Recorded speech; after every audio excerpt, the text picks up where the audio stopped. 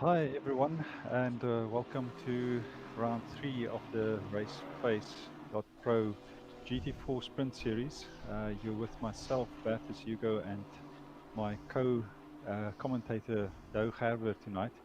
Unfortunately, GMAX has got other commitments, but yeah, we'll try and do what we can to make it interesting, and hopefully, hopefully we're not too bad. So just want to say thanks to everyone in the chat for now. Jan Els, Martin Hubert, Computer Services, Haxor, Bernard King, Pierre Grunling. Hi Pierre again. So yeah, thanks everyone for joining, and now I'm going to give to Do. Do, how are you tonight? Thank you, Bertus. Thanks. I'm feeling good and very excited for the race tonight. Also, just want to say a warm welcome to all of our viewers. Any of the newcomers there, please feel free to subscribe to the channel to get updates of when the broadcasts are taking place. We broadcast basically we're trying to broadcast every Wednesday evening the GT4 race, the pro races, and then we also broadcast the GT3 Pro division on a Thursday evening. Both of these races at the time slot of 8:30. So yeah, please feel free to join us for these twice a week for some exciting GT4 and GT3 racing. Yeah, great. Thanks, Do. Do, you've got some information on the track that we're racing at tonight, Barcelona in Spain, obviously on the F1 calendar as well. And I think for me, it's one of my favorite tracks. It's it's a nice flowing track, but also technical in some bits. So yeah, can you share something? Yeah, sure, Bertus. So tonight's race is taking place in the city of Barcelona. It is the capital city and the largest city of the autonomous community of Catalonia. The city is on the coastline with an elevation of 12 meters above sea level. Therefore, these cars will be performing exceptionally well, and the normally aspirated vehicles should not be at such a disadvantage to the turbocharged vehicles within the field this evening. And so the population of Barcelona, 1.6 million people. The city is about 101 square kilometers. And as you can see on the screen there, an interesting fact about Barcelona is that it had no beaches actually until 1992 when they hosted the Olympic Games. And also the city is thought to actually be older than Rome. Can you believe that, Bertus? I can still remember the 1992 Olympics. I think that was the first Olympics I've ever watched in my life. Barcelona is also one of my favorite football teams. So yeah, I'm very excited to get some extra info on the city and where the race is hosted. Yeah, cool info. Thanks. Yeah, Bertus, so I wouldn't be surprised if we get a few dislikes on the channel this evening.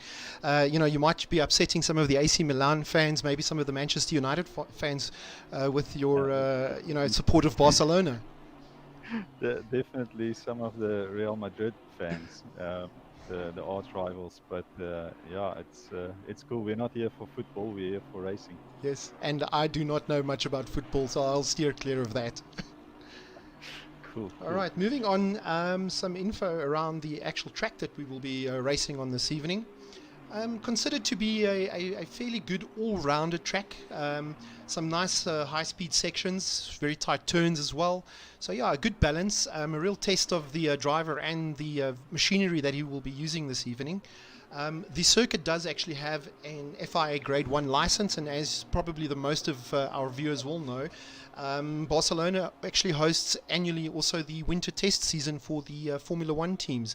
So yeah, this is basically where they bring their cars with their new designs and aero kits and all the McGafters that they put onto these cars every season, and they come and test it at this track. Actually, I think it happens in February, if I'm not mistaken.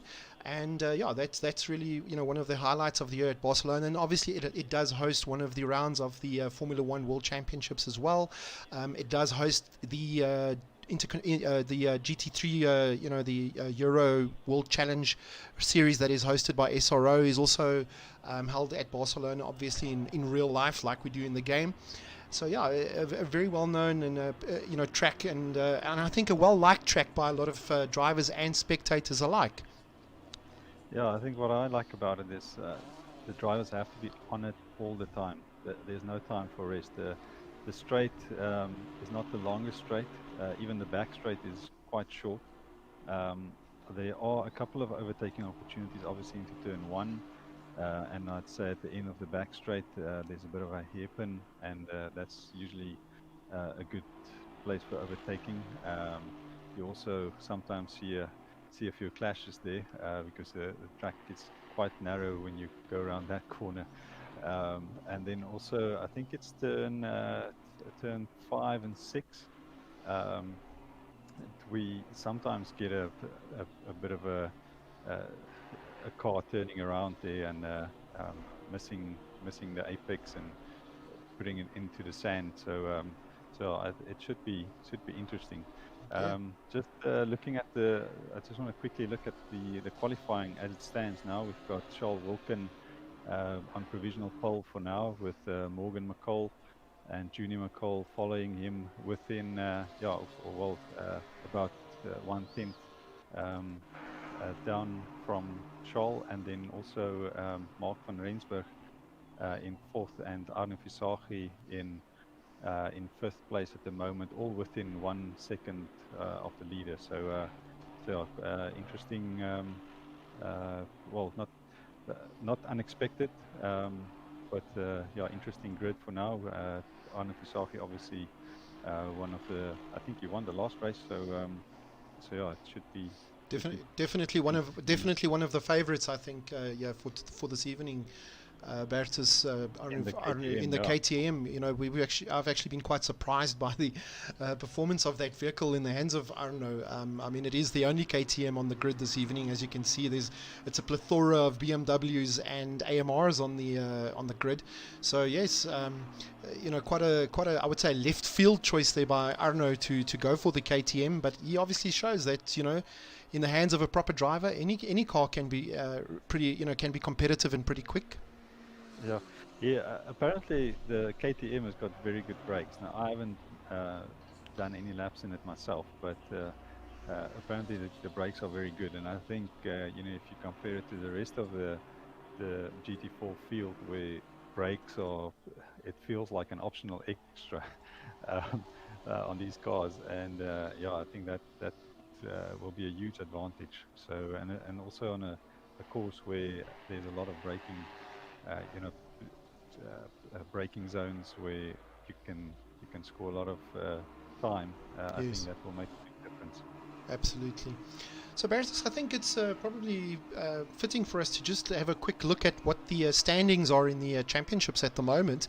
And I'll basically go to the driver standings first. I think that's probably what everybody's most interested in knowing, is where the drivers are currently within the championships. You know, as we are going into round three. Let's have a quick look at that. Sure. All right. So as you can see there, you know, ranked number one, as we've just mentioned, Arno Visagie, currently leading the driver standings with 32 points. Bertus, can you maybe just, you know, give us a bit of an explanation? I actually asked the question earlier this evening from you in terms of how the point system works and how we get to these points, because there's obviously the total points versus championship points, etc. And if you can maybe just explain to the viewers how we calculate these points to get to the actual standings.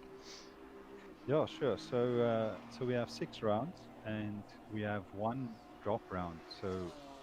Or one of your results, your worst results, or worst result gets dropped from your overall points. And that is just to compensate for guys having bad luck with connection issues or load shedding, or any kind of this is online racing and anything can happen. Obviously, in our world, in the real world, you get mechanical failures and DNFs. In our world, mechanical failures are connectivity issues and so on. But we do try and accommodate the drivers, and especially with load shedding, just jumping on us at any point. Yes. Uh, so we drop your worst result. So even if you miss a race or get disconnected from one race, then it doesn't penalize you, and that's why we only see Arne Fisagi having 32 points, although I think he actually has like 60 points or something Correct. in total points. So so that's just how we calculate it. So we just drop the points right from the start. And now obviously as the season continues, It'll change. it, Yes. it will change. Yes. And then in a second place there and third place we have the two McCall. I believe they're brothers. Am I right, Bertus? Morgan Yes. and Junior. So we have the two brothers, Morgan and Junior McCall from ATK Academy, within 2 points of each other there. And I think the two brothers, it must be quite interesting in that household every week, in terms of how the two brothers are dicing each other on the road. I do know within racing families, it's quite hard every week for the guy that's coming second in the family. So that must be quite interesting. And I'm sure Rob has his hands full to keep them at bay from getting into each other's throats. And then we have Mark van Rensburg and Charles Wilkin representing Team Hulk there in 4th and 5th. Both of them actually at 21 points at this stage, so they're tied for the 4th and 5th place in the Drivers' Championships. And then it basically, it goes down from there. But as the viewers can see, the competition is very tight. Not a lot of points between, the top 5 drivers there. So, this championship is still wide open to anybody to win. Yeah, and with basically 4 rounds to go, including this one, anything can still happen. So I'd say even if we have new guys joining, we don't close the registration, so anyone who wants to join is free to join during the season. Obviously, you won't score points for the rounds you missed, but you can still get a good position. We welcome anyone to join. But just going to the qualifying just finished, so okay. I'm just going to run through that order. All right, let me bring that up for you there, Bertus. It seems like Morgan McCall, the older McCall brother, took pole position with Charles Wilkin in second, and then Junior McCall, the 12-year-old, playing with the big boys and showing them how it's done in third. And Mark van Rensburg in 4th, Arne Fisagi 5th in his KTM motorcycle. Ryan Morne de Plooy in 7th. We've got Hannes van Wyk from Black Widow Racing in 8th. Stefan Herbst in 9th. Guillaume Maton in 10th. 11th, Neil Berger. 12th, is it Warren Sheehan? 13th is Stephen Terblanche. Then we've got 14th, we've got Thiago Paulo, who was recently promoted from the Pro-Am division.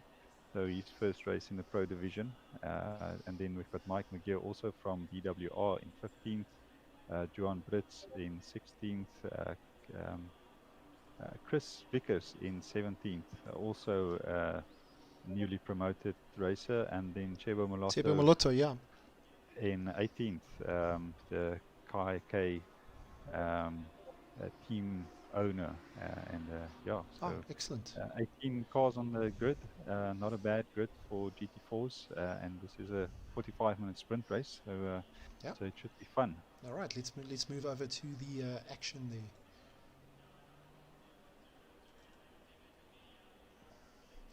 I think we'll move into possibly start off with a nice helicam view of the grid there. I think, Bertus, that will give our viewers a good view of the start of this race. Yeah, let's see if we can get a clean start. So we've got the for the viewers out there, we are trialing a virtual safety car and also full course yellows. And we've got race control. We've got Jan Spalmers, one of the race stewards, who's in race control and who will be calling the shots when it comes to virtual safety cars and full course yellows. So I just want to say thank you to him for helping us out tonight. And but let's hope he doesn't have too much work to do. We want to see a good race, a clean race, and a fun race. Yeah, and I think it's with a couple of seconds to go before the race start, I think it's appropriate just to give our sponsors a shout out. A big thank you again to Resource Complete and Black Ribbon Simulations for their support of the league. Yeah, without you guys, we don't have prizes, we can't run these leagues, etc. So just a big thank you to our two main sponsors. And yeah, any of the viewers out there, if you are interested in getting involved in sponsorship for the league, please drop Bertus a line there and let's have that chat. Yeah, definitely. Anyone is welcome. We'll gladly accept your cash and try and use it appropriately to grow the RaceFace community and league, and yeah, make it provide more fun racing for everyone.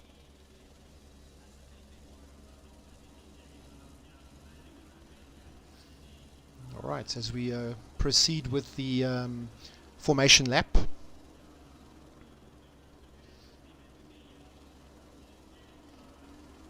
And maybe while they're going through the formation lap, Bertus, we have a couple of seconds to also just have a quick look at the current team standings. As it stands after 2 rounds, we have 80K Academy in the lead there with 52 points, followed by Team Hulk with 42, BWR Griffins with 32, Retro Esports Rainbow with also 32 points, and in 5th position we have Kai K Racing number 3 with 16 points. But once again, you can see there that the competition between the various teams are very, very tight. So yeah, it's the winners up for the take here. Yeah, definitely. I think this is going to come down to I don't want to make predictions, but I think it's going to be between 80K and Team Hulk.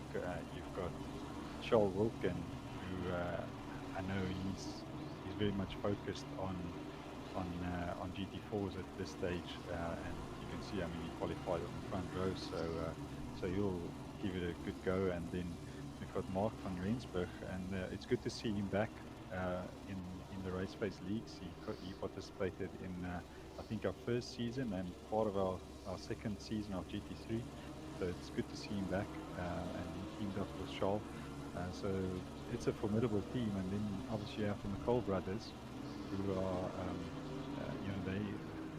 they're always going to be in the points and towards the sharp end of the grid, so this is going to be very interesting. Yeah. Bertus, maybe for some of our viewers here that might be watching, some new guys, new people that are watching GT3 racing for the first time, maybe just give us a bit of a rundown as to what is happening during this warm-up lap. What are the guys doing? What is typically the purpose of this? Why do they swerve like that across the road? Maybe if you can, just tell us. So so swerving across the road doesn't mean much in ACC, although it looks very cool. It looks very cool. Good. So we encourage the guys to keep on doing it, especially the Pro Division, which is on the live stream. But they'll be trying to warm up their brakes and their tires. So they'll be they'll be dragging their brakes and trying to get some heat into the brakes, into the mechanical systems of the car. The braking systems, etc. Yeah. Okay. Yeah. So hopefully they will have. It's sort of effective, but yeah, hopefully it will help them into turn 1 to the notorious turn 1. Not run into the next guy. Okay, and as they all start lining up now for the start of the race, we'll hopefully get a clean start through turn 1 and 2. And let's go. Here we go. It's the green has gone. Let's have a look at what's happening here. Pretty clean at this stage. Yeah, no drive-through penalties, which is a good thing. And we've got Morgan McCall leading the pack, and it seems like Junior got the jump on Scholl into 3rd, and we've got Arne Visagi getting the jump on Mark van Rensburg into the 3rd corner. So McCall's leading the pack, and followed very closely by Scholl. Yeah. Oh, there's a bit of a touch, I think. all still pointing in the same direction, which is nice to see. And Wilken is putting into tremendous pressure there on the Mercedes in front of him. Yeah, Paul will have to defend for his life now. I think Charles will be won't be too happy losing place on the start, so he will do everything he can to regain second. Yeah. And we've got Arnu Futsachi, who seems like he's catching up to Charles, and it almost seems like there was another change of position. Is that it's Ryan Ottens. Ryan Ottens in 4th place there, followed by Arnu Futsachi. Is that Arnu Futsachi? And oh, he lost the position. Yes. So great spot by Ryan Ottens. And it seems like Mark van Rensburg was lost out. Seems like he lost 2 positions on the start so far. All right. So not the best start from him. And it's Ryan Ottens putting a lot of pressure on Arnu Futsachi, getting a good run out of the last corner, and he'll have to slipstream into T1. So let's see if, now this is the time when we will see how good the brakes are on that KTM. Let's have a look. And I'm glad to report Bertus, but it seems like we've had a clean lap on lap 1. I don't see in the timing sheets any incidents or back to pits or anything to that effect. So it seems like we've had a clean lap 1 and start of a good race. Yeah, so race control not having to do much for now. So let's hope that we can keep it that way. Obviously, we're busy trialing the virtual safety car on the full course yellows, but if we don't have to, we'll take it. Absolutely, and I think the philosophy is that a safety car or a full course yellow is to be used as a very, very last resort. We don't want to interrupt good racing for no good reason, I guess, right? Yeah, and we also don't want to really, penalize guys getting a good start and then having to bunch up again. So this is purely just for the extreme cases, but it seems like in this race we had a perfect start from everyone, and good racing so far. So we've got Morgan McCall leading and increasing the gap. And increasing the gap, but I think it's because Junior is busy defending from Charles, having to make that keeping him busy. A bit wider than normal. Absolutely. Yeah, let's see what Charles can do out of the last corner there. Seems like a decent exit, but I think McCall has got, or Junior's got this one, keeping in second place for now. As we jump to the onboard cam with Charles Wilken, let's follow his progress on chasing.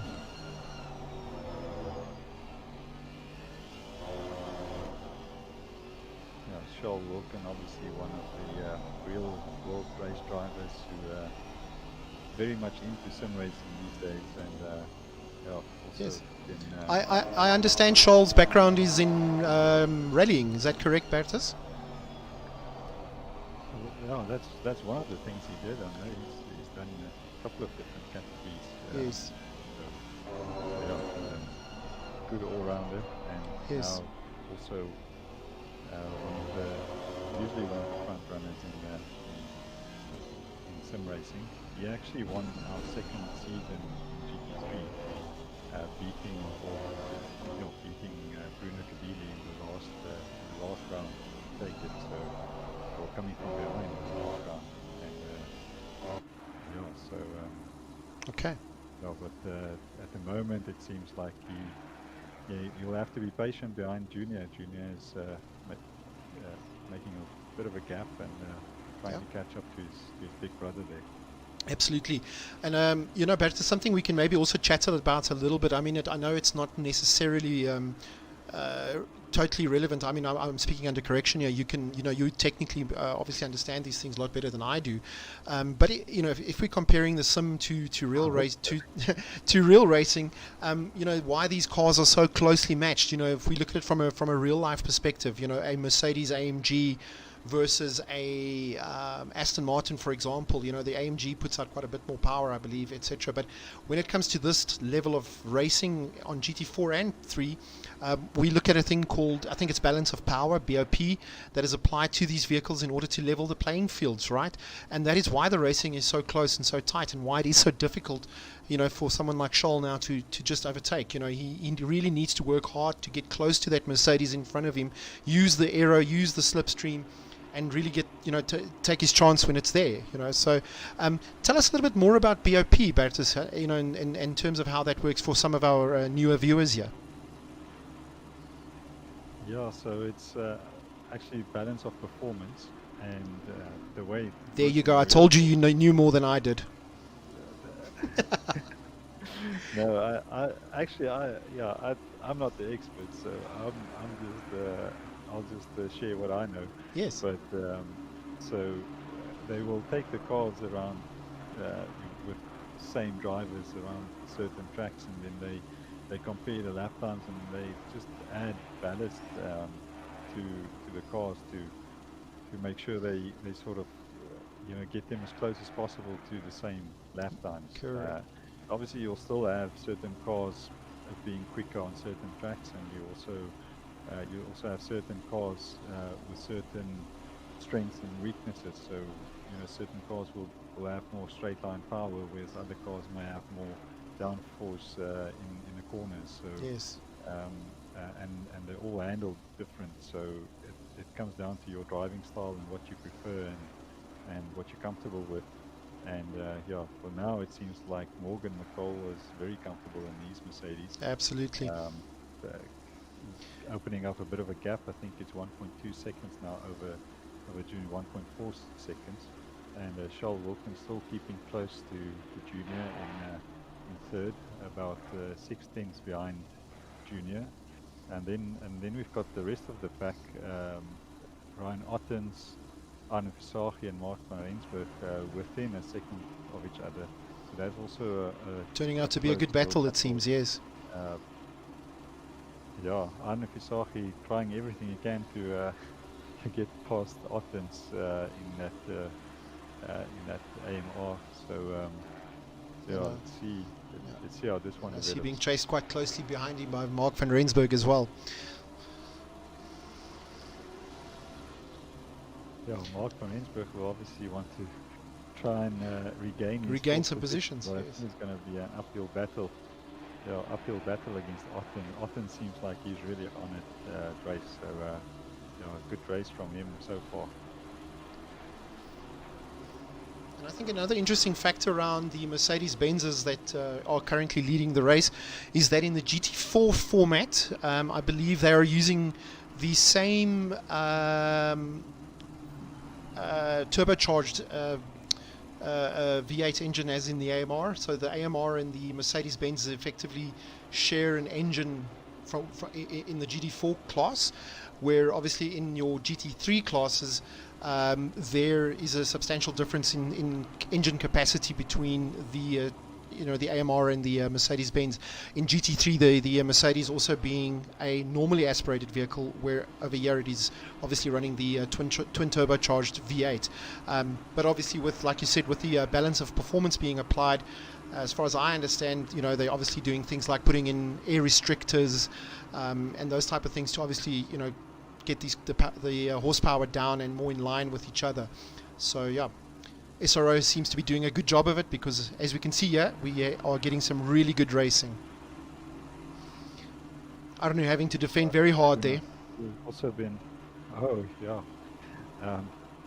Kunos is also doing a good job with the of simulating it. The last updates where they brought the cars a bit closer together, especially with the Porsche. Yes. Which was by far probably the best car on the sim, and now we've got it's a bit, I won't say it's slow, but it's a bit easier to catch, I guess. Absolutely. Yeah, now all kudos to Kunos Simulzione, however that is pronounced, doing a great job of simulating these cars in software in terms of, so close to what it is in real life. Really doing a great job there. Yeah. Arnu really close there. In chat. Sorry. No, go ahead. Oh yes. No, we've got action on the screen here. We've got. It seems like. Oh, that's a perfect switchback. A perfect switchback being performed there. Oh wow. Yeah. And then Arnu gets the position back again. This is really exciting racing happening here between Arnu and Mornay. Mark. Is that? Mark. Mark, sorry, Mark I've got myself. It's Mark van Rensburg and Arnu Versace, yes. Yes. So I was just saying we've got Bago in chat saying the AMR and GT3 runs the AMG GT4 engine. So yeah, quite interesting. Absolutely. Thanks, Bago. Thank you, Bago.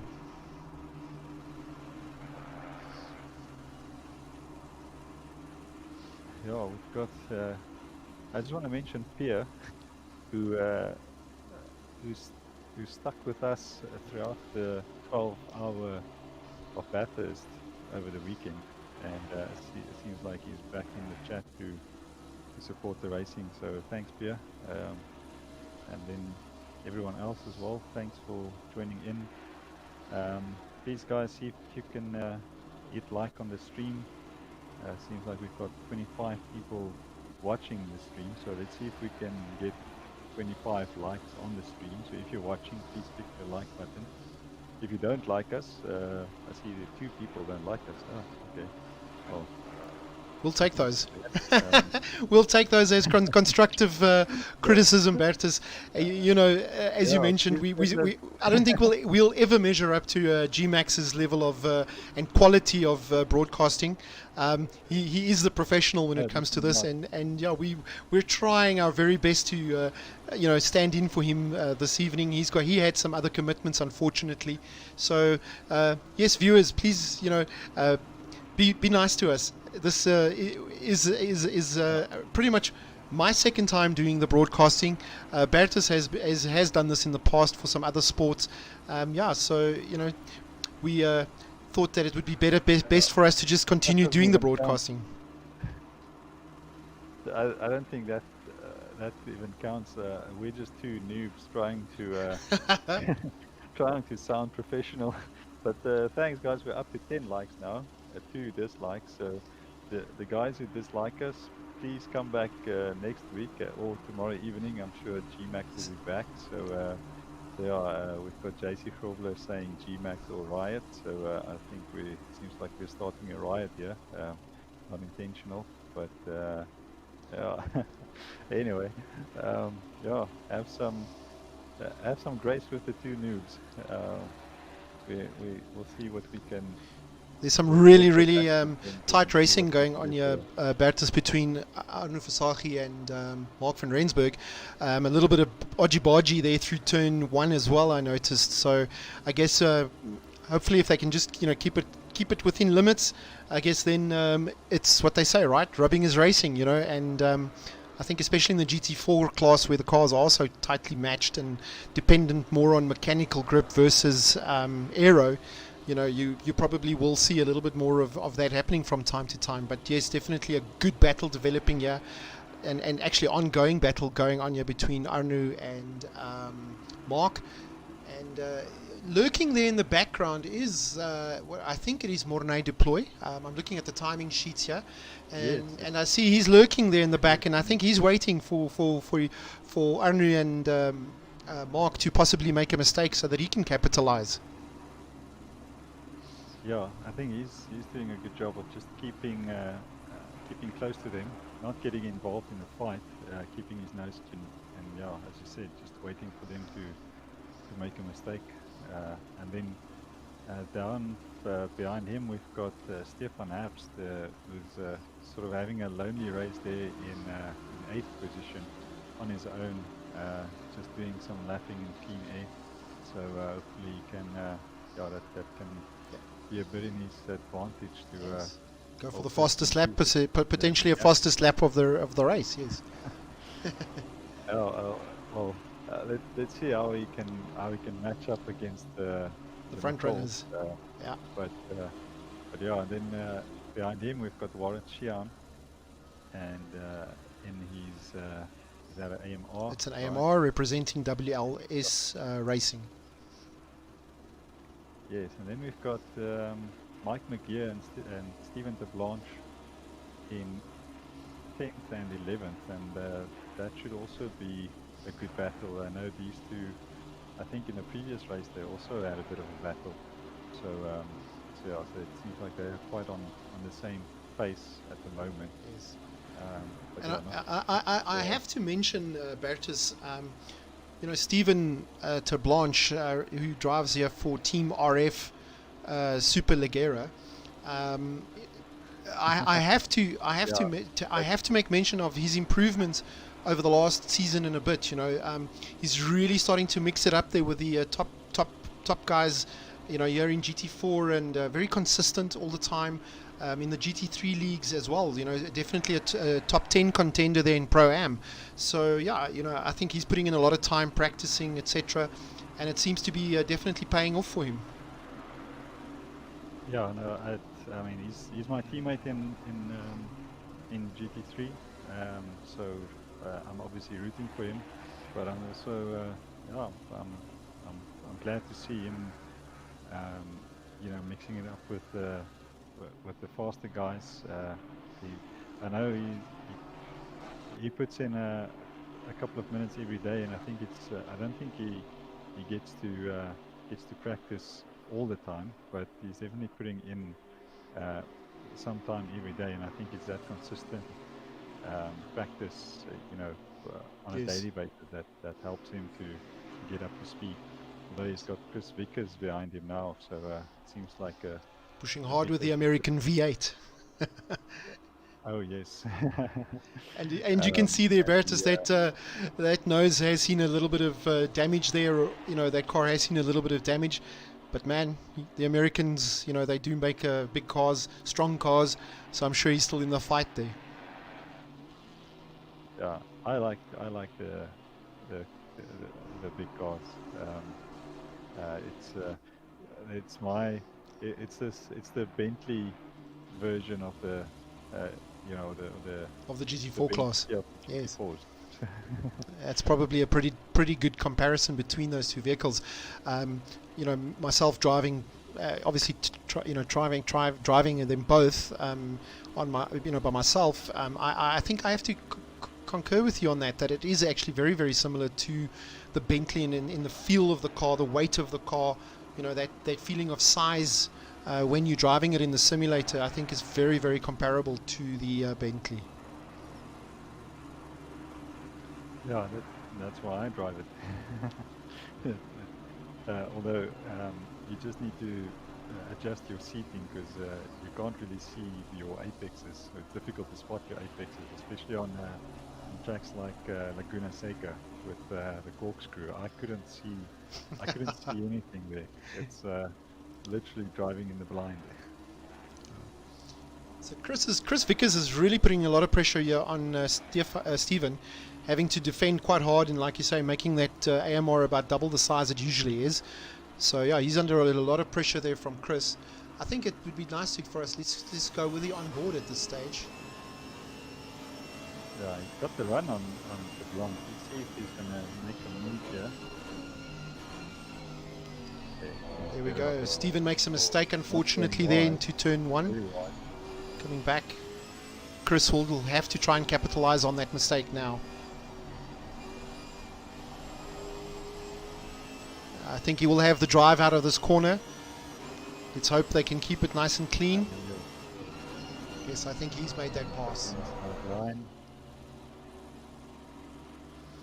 What a move. What a move. Keep it tight. Yeah, well done. And I think that's again an example exactly of how GT racing compares to some other forms of racing. Chris was lapping there behind Stephen for a good 5 laps, just getting closer and getting closer and getting closer all the time, and kind of planning that passing maneuver, and having to strategically think about when he's going to get it done. So yes, GT racing definitely, I would say, a far more strategic form of racing than, if you would compare it to some other series that are out there. You'd really have to bide your time sometimes and really wait for that perfect opportunity to pass. But I see he's opening a nice gap here between him and Stephen at the moment. Yeah, I think he just applied the pressure and waited for Stephen to make a mistake, which he did in turn one. And yeah, but it also took him a couple of corners to really get the move done, and that's also another thing about GT3 racing or GT racing in general is it's not just a clean overtake. It's not just DRS, go fast, and that's it. You sometimes it takes a couple of corners to really get the move done. So and that usually makes for some good viewing and good racing. Absolutely. I would also like to mention, Bertus, that this weekend is actually the 24 hours of Spa. So yes, that is happening. That's taking place this weekend on Saturday and Sunday. I believe the race will start around 2 or 3 o'clock in the afternoon. SRO and GT World, if you look at a channel on YouTube called GT World, they will be broadcasting the 24 hours of Spa live for the entire 24 hours of that race. So yes, if you're an enthusiast for this type of sim racing or possibly new to GT racing, yeah, go and have a look at that. That is the premier GT race every year, pretty much equivalent to Le Mans, but specifically obviously for GT series car. Yeah, and I know we've got the South African David Farrell also in that race somewhere. Okay. I'm not exactly sure. And I believe Jordan Pepper should also be there in the Bentley. I think so. Yes. Yeah. So, so there will be good reason to have a look. And absolutely. I like I like the endurance races where you can follow it for an hour or two and then go and have a braai and then come back for the rest of the race. Go have a braai, yeah. Exactly. And then although I usually try and have a laptop or something in the background running the race, even if it's on mute. Absolutely. Absolutely. Nice, fun to watch. Yeah, and okay, here we go. I think we're going to see a pass here. This is Hannes van Wyk, I believe, who is trying to get a pass on Guillaume Maton. Seems to have made that pass. It is a tight battle between the two BMWs here, but that Guillaume was very good on the brakes there. Oh, we have a bit of an incident happening there. That is a pity. That is a real pity. Yeah, who was that? Was that? I believe the BMW there. I'm trying to get to it now. Yeah, it could have. I'm not 100% sure about that one, Bertus, but it's quite unfortunate. But I did see the driver actually, staying to the side of the track to obviously give back the position. Yeah, that's good sportsmanship. So, but unfortunate for Guillaume Maton there, unfortunately. Yeah, losing a couple of places there. It was actually, I think it was Hannes van Wyk that tapped him there, unfortunately.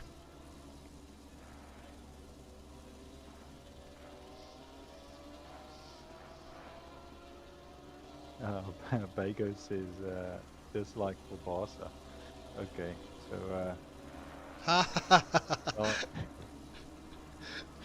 There you go, Bertus. I told you we were going to get those dislikes for that. Yeah. So if we let's do this. I see we've got 12 likes so far. We've got 20 guys watching the stream. So help us get to those 20 likes. So if you're a Man United fan, please give us a like. If you are a Real Madrid fan, please give us a like. if you're a Barcelona fan, yeah, click on the like button. If you're a Bayern Munich fan, yeah, and also if you're a Kaiser Chiefs or a Pirates fan. Orlando Pirates fan, yeah, also please click on the like button. Okay, Ottens has made a mistake there. Ottens has made a mistake there, which is giving Van Rensburg the opportunity to make a pass on him. That's going to be close. This is really good close racing. Yeah. Okay, also Getting into the thick of it there.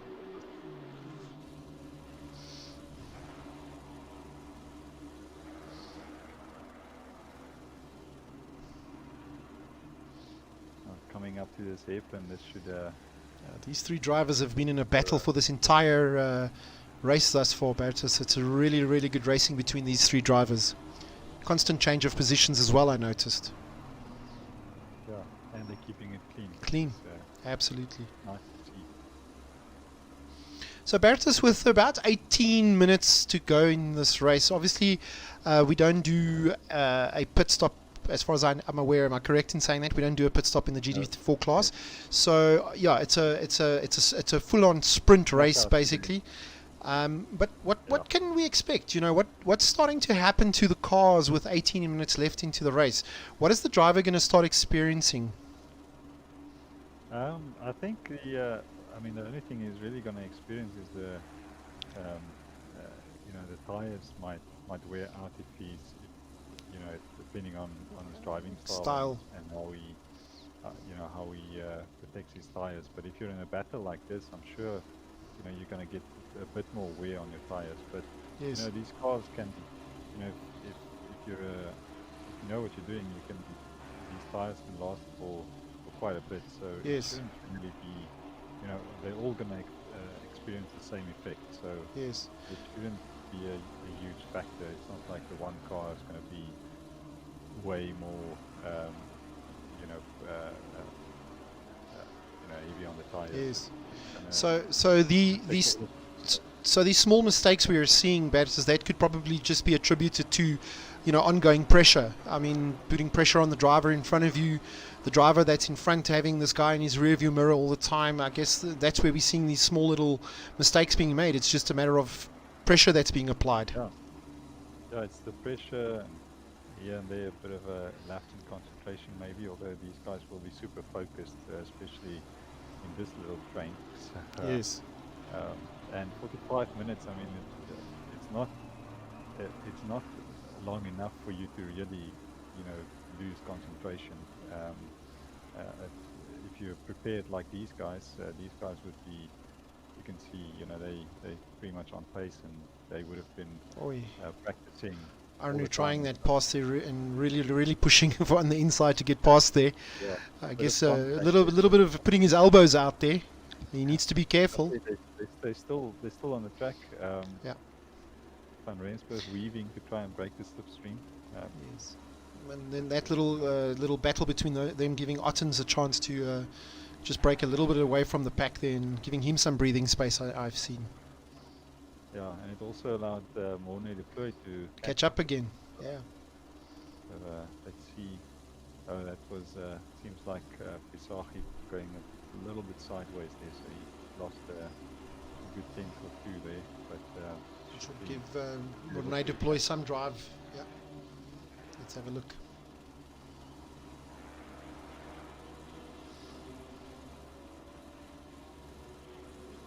Oh, in the front we still have Morgan McCall leading Junior McCall by about a second and a half, and then another second behind them is Charles Wilkin.